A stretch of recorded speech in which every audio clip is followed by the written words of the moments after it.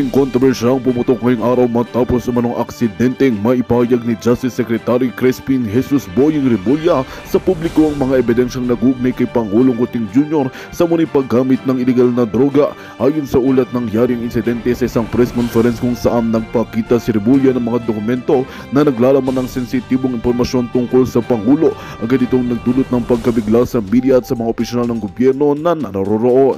Mainit na itinanggi ng Malacanang ang naturang aligasyon at sinabing isang malicious misinterpretation ang nangyari, samantala ilang mga eksperto ang naniniwala na maaaring ito ay bahagi ng lumalalang hidwaan sa pagitan ng mga pangunahing opisyal sa gobyerno. Ang insidente ay nagdulot ng malaking tanong tungkol sa kredibilidad ng administrasyon at mga epekto nito sa tiwala ng publiko. Sa gitna ng ingay, hinihiling ni Pangulong Kuting ang isang agarang imbestigasyon upang linawin ang usapin.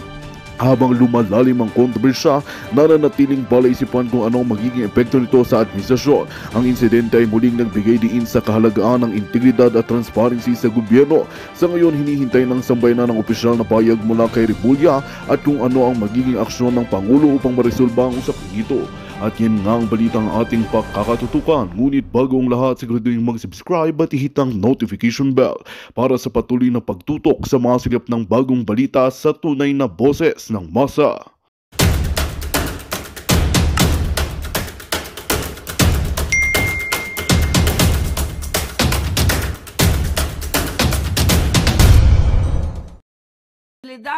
Di ba may integridad, may pinapangalagaan kang pangalan, hindi ka manggagancho, hindi ka gagawa ng mali. Di ba? Dahil ang mga mata sa'yo ay nakikita, well, hindi lang kahit may nakatingin sa'yo, di ba? Personally, sa loob-loob mo, imagine mo, asawa ka ng Marcos, well, what do you expect? Ano ba ang reputasyon ng mga Marcos? Di ba? Kawatan. Kaya pinandigan nila na lalong maging kawatan. Kaya kung matino ito si Lisa Smugs, ay hindi siya makikipag sa buhatan sa mga smuggler. Kaya nga siya pinangalanan ng Smugs eh. Ulitin ko mga kababayan, hanggang kailan kayo tatahimik? Smuggling business pinasok na ni Kuting at ni Lisa. Pulburon business pinasok na nila. Diba? Paulit-ulit kong sasabihin sa inyo. Isinama pa nila sa kanilang mga trip si Mark Anthony Sayarot. Sinasama nila yung nahulihan ng pulburon na nagmamanufacture. Isinasama si Michael Ma. Kasama nila lahat. Anong klaseng bansa meron tayo na ang presidente ninyo, ang first lady ahas ninyo, ang ka-hangout nila ay mga sindikato. Tapos kayo, mga general na matitino, kailan kayo kikilos? Kung talagang mahal nyo Pilipinas, I challenge all of you. Alam nyo na si Lisa ang national problem at si Kuting. Binababoy ang mga taong bayan, ginigipit ang mga negosyo ngayon, hinahanapan ng butas kapag hindi nagbigay ng tama ng bribe sa BIR.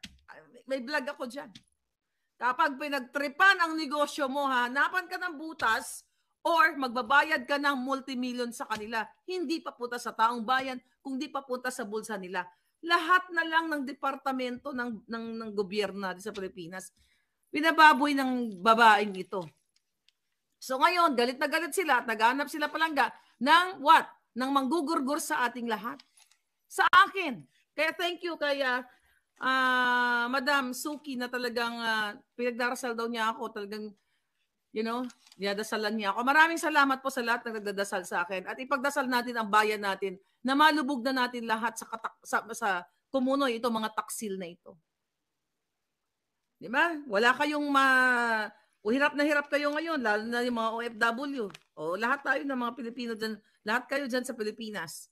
Pero ang mga buwaka ng ina ko, maka-party. You know that already. Party ng Kongreso, party ng Malacanang. Sobrang bumabaha ang pagkain, bumabaha ang mga regalo, pera, kalahating milyon, mga luxury cars, may mga regalo pa mga babaeng pakangkang. Samantalang kayo, hindi kayo makabayad ng bills ninyo dahil walang oportunidad. At itong mga pledges ni Kuting, na sinasabi recently mga pledges, putang ina, puro pledges. Di ba? Nagmaterialize ba yung pledges? Wala. Nga ang taong bayan. Kasi kung nagmaterialize, yung mga pledges na sinasabi niya from his travel, their travel, from all over the world, hindi sana ganito ang bayan natin. Even bentahan ng pulburon dyan ay nagmura na. May nag-send sa akin, I think, nagmura, I forgot kung sino nag-send sa akin. Ang bentahan ng pulburon, tama ba? Ewan ko kung alam nyo. 1 gramo ba? From 5,000 naging 900 pesos na lang. Kumbaga, available na siya. Reachable, kumbaga, affordable. Diba? Sa mga taong, dati daw kasi 5,000 ang bentahan. Ngayon, 900 pesos na lang. Yan ba'y maganda? Ay, okay. Doon sa mga nagpupula, ay, okay, nagmura na yung pulburon. 900 na lang. Anong ibig sabihin yan? Ang ibig sabihin, dumadami ang supply. Kaya bumabagsak. Diba? Just simply lang. Supply of low and demand. Diba? Ngayon, mga palangga. Diba? Yun yung sinasabi natin, mataas ang supply, mataas ang demand. Diba? Maraming supply. Ngayon, kung mataas ang demand ng pulburon, tapos konti lang yung supply, kaya nagmahal. Nung panahon ni Duterte, ganun daw ang bentahan, 5,000 per gramo. Pero ano ibig sabihin nun? Kasi ibig sabihin, walang maraming supply sa bansa dahil nga tinutokhang ni panahon ni Duterte at kasama nga dapat si Kuting sa tokhang, di ba? Napinigilan lang, nakiusap lang si Amy Marcos ayon sa ating puting ahas. So kung titignan ninyo, nasa pinaka-simple, okay, ng load, supply, and demand, panahon ni Duterte, 5,000 per gramo. So kung ikaw ay addictus benedictus na wala kang pera, hindi ka makakabili kasi saan ka kuha ng 5,000, di ba?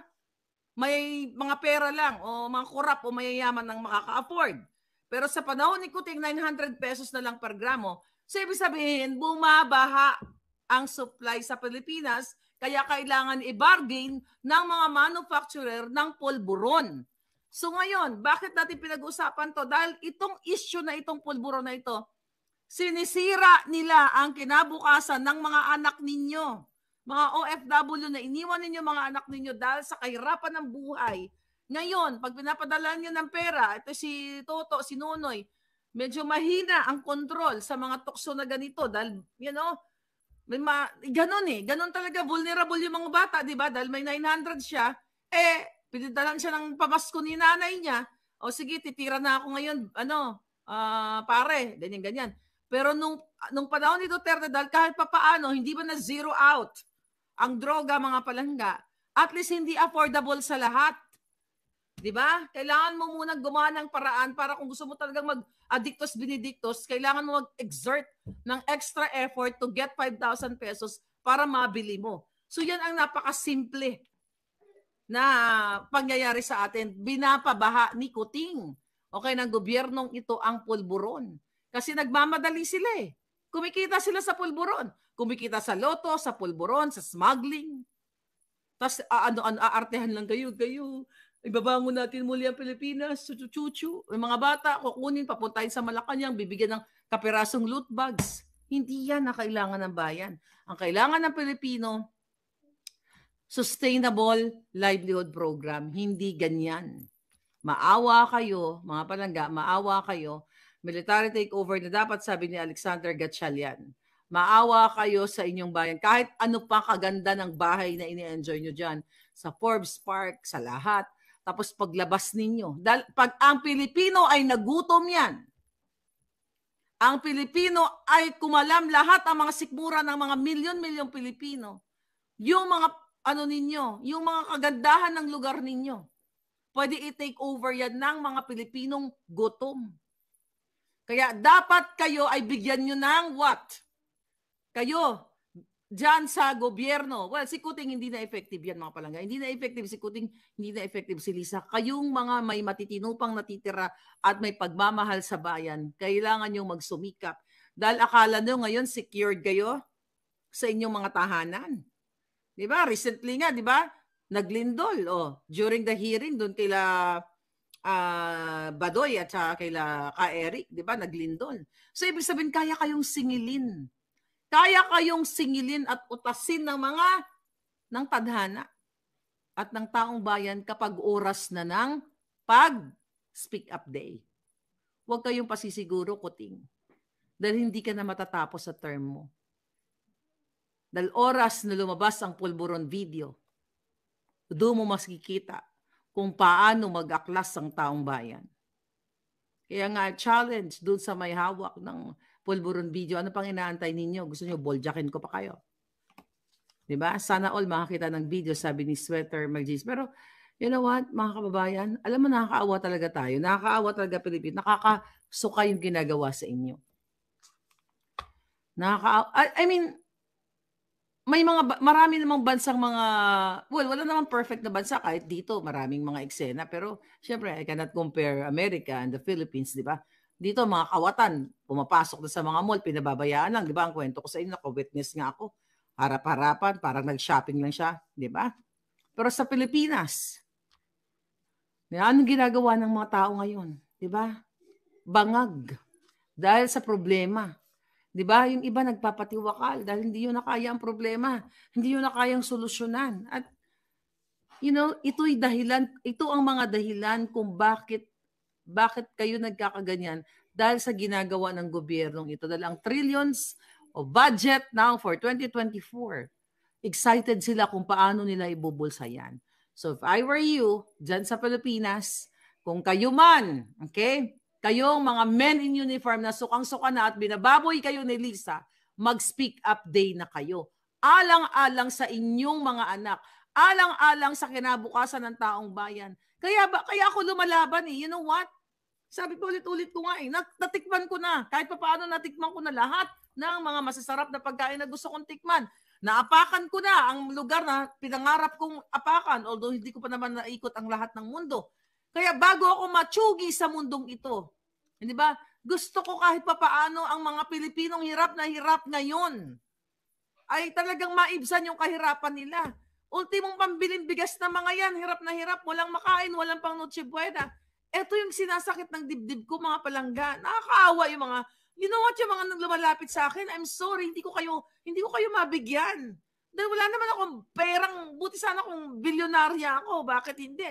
Bibigyan ko kayo ng opportunity para kumita ng pera, hindi lang yung ayuda-ayuda lang, di ba?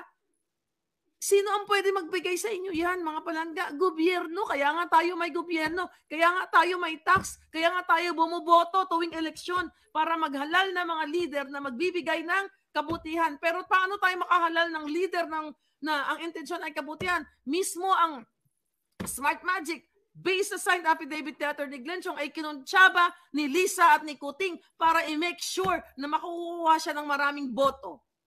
So saan patutungo Pilipinas? Kawawa kayo.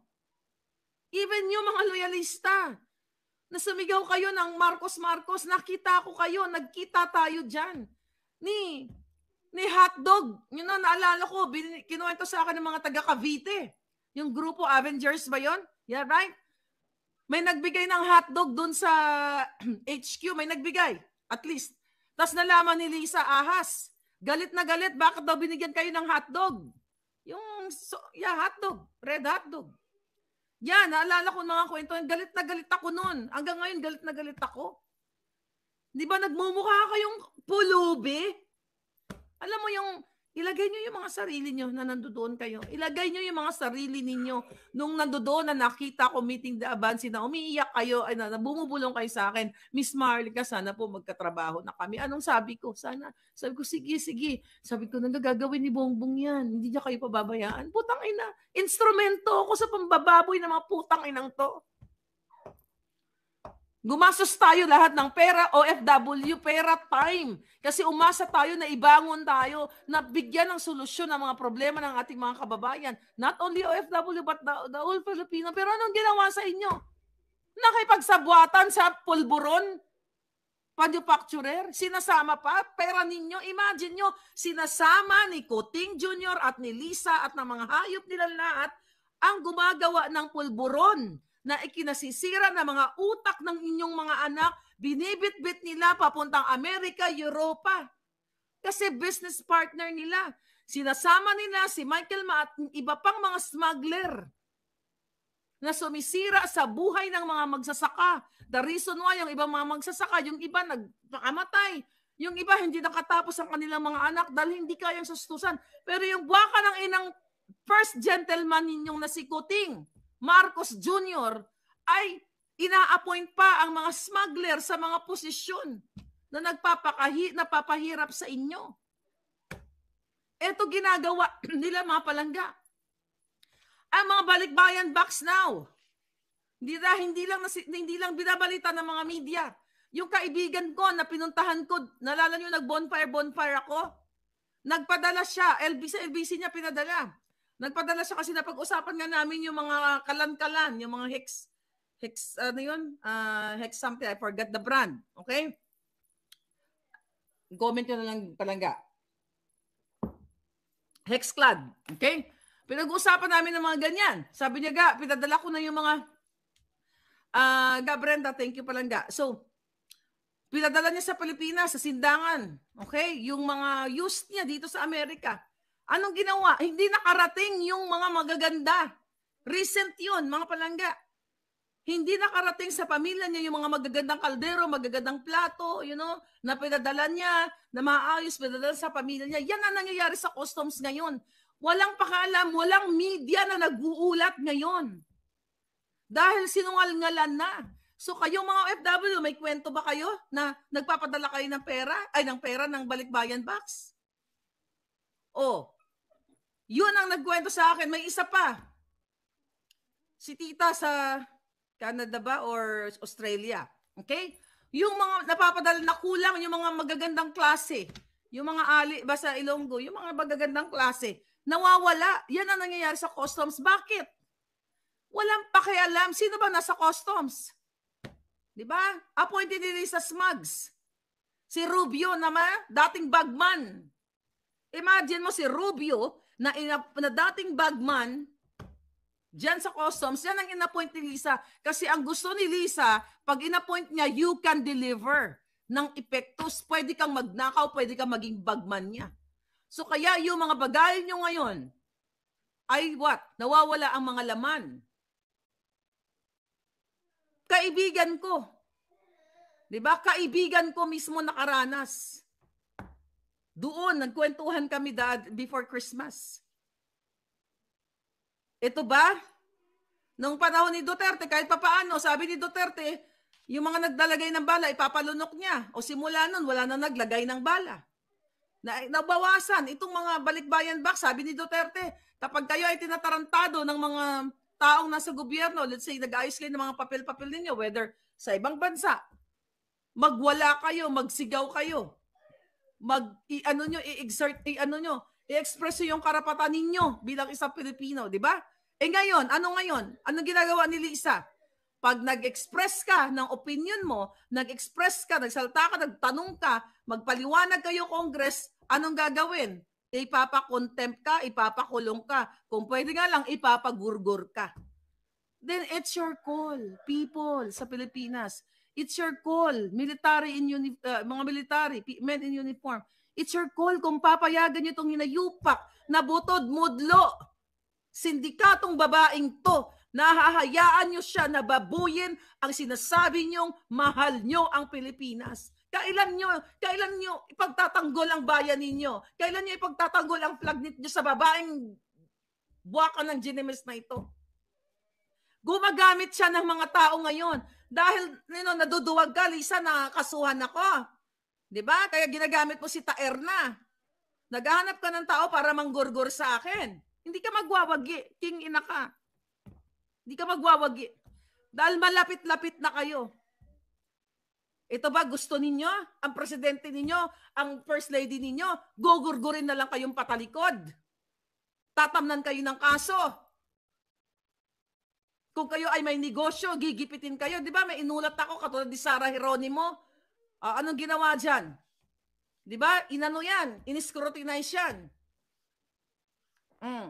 Sinisilip ang mga taxes. Buti sana, kung ang ginagawa nila is for the people. Na, sige, silipin natin lahat ng mga artista. May mga tax evasion ba yan? O ganyan-ganyan.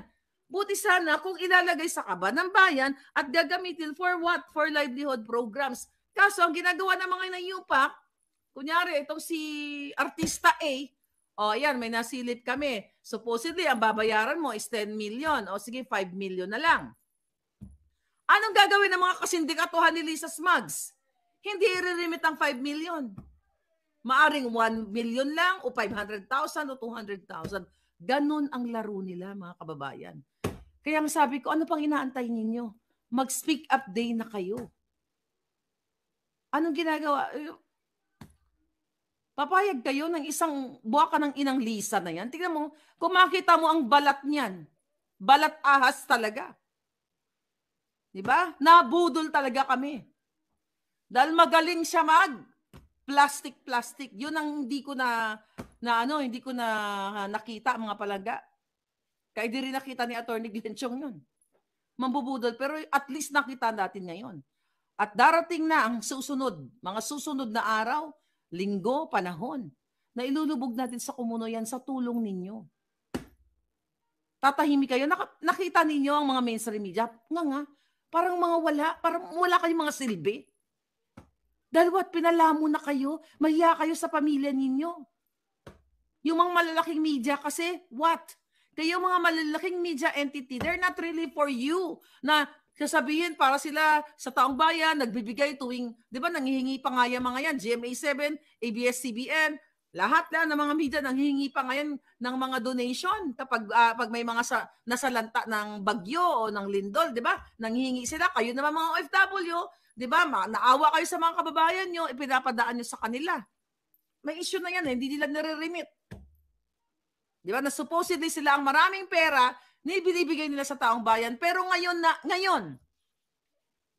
ano bang iniisip nila kung bakit sila na hindi nagsasalita? Bakit ang kanilang mga reporter ay tahimik o bumabaliktad, nagkikisas kay Lisa?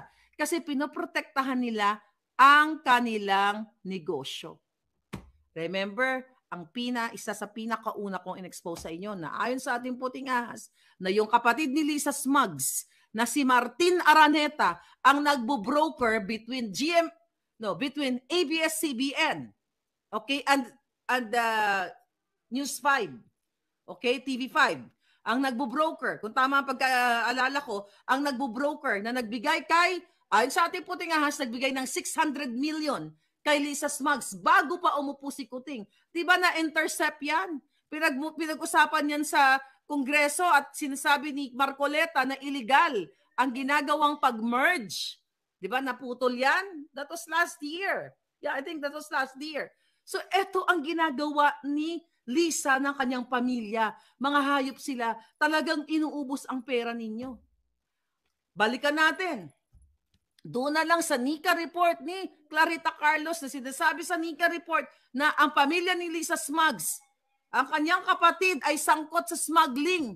At ang sabi ni Clarita dyan, nasa mga kamay ninyo if you do right or wrong. Diba? Doon sa message niya. So ano nangyari? Naligwak si Clarita at inofera ng pwesto sa Congress. At ngayon nakaitambalos-los na nag-e-enjoy ng pera ninyo. Kaya tahimik si Clarita kasi sinungal-ngalan na yung bunganga niya ng pera ng bayan. Sinungal-ngalan na natinitambalos-los. Kaya I challenge Clarita, kung sinungaling ako, file a case against me. At isasampal ko sa iyo ang ebidensya. So nakita nyo, kahit ito'y 80 anyos na walang pagmamahal sa bayan. Diba? Kasi mahal nila yung pera. Kasi ako kung mahal ko, lahat tayo kailangan ng pera. Ba't hindi ko kayang tumanggap ng pera galing sa pagnanakaw, galing sa gobyerno, dahil hindi yan ang intensyon ko. Magandang balita ang hatid namin sa inyo ngayong araw. Sa pagtatapos ng aming balitaan, nagbigay kami ng mga mahalagang impormasyon. Maraming salamat sa pagtutok at pagsuporta sa aming programa. Huwag kalimutang manatili sa mga susunod na araw para sa mga bagong balita at mga kwento na dapat nating abangan. Mula sa Boses ng Masa, magandang araw, Pilipinas!